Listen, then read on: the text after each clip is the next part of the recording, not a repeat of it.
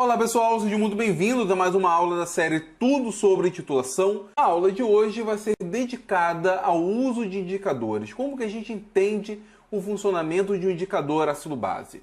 Por definição, o indicador ácido-base seria uma substância que muda de cor de acordo com o pH. Então, em um pH a um determinado valor, nós temos uma cor para essa substância. A partir de um outro valor, nós teremos uma outra cor para essa substância. Vamos entender daqui a pouco o porquê dessa mudança de cor. Sempre que nós falarmos sobre indicadores ácido-base, precisamos ter bem em mente que esses indicadores funcionam como ácidos e bases fracas.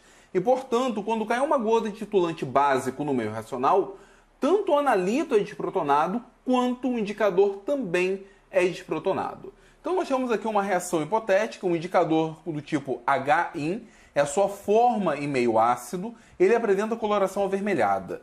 Em meio básico, portanto, quando ele acaba sendo desprotonado, ou quando ele acaba doando o hidrogênio para a água, seja como for, em sua forma desprotonada, sua forma básica, ele apresenta coloração amarelada. Aqui nós temos uma constante, essa constante seria a concentração de H3O+, vezes a concentração do indicador em sua forma básica, dividido pela concentração do indicador em sua forma ácida.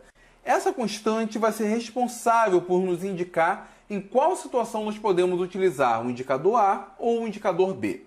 Mas vamos deixar bem claro que os indicadores, eles em uma faixa de pH apresentam uma determinada cor, em outra faixa de pH apresentam outra determinada cor. Não necessariamente em meio ácido ou meio básico. Por exemplo, nós temos indicadores que mudam de cor no meio ácido. Nós temos outros que mudam de cor no meio básico. Nós temos outros que mudam de cor no meio ácido e no meio básico.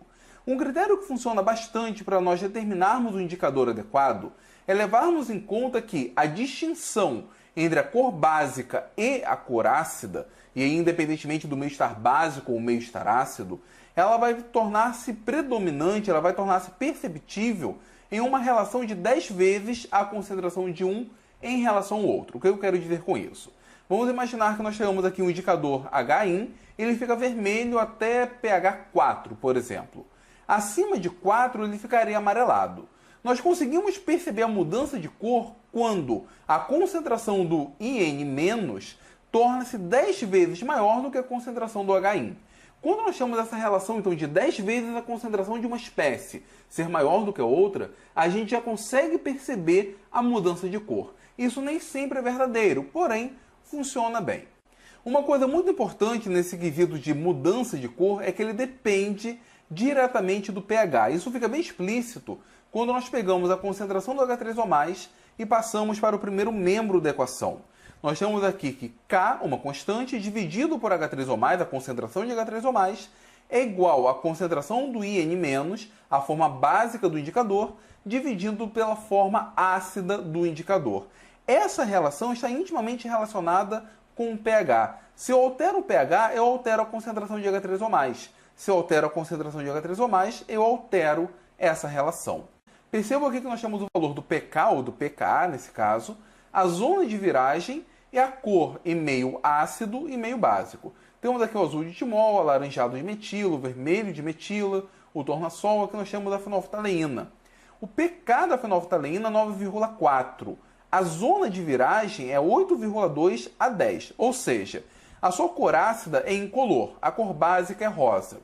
Isso significa que ela seria incolor até 9,4. Entretanto, quando o pH chega a 8,2, a gente já consegue perceber a coloração levemente rosa. E, portanto, nós chegamos no início da zona de viragem.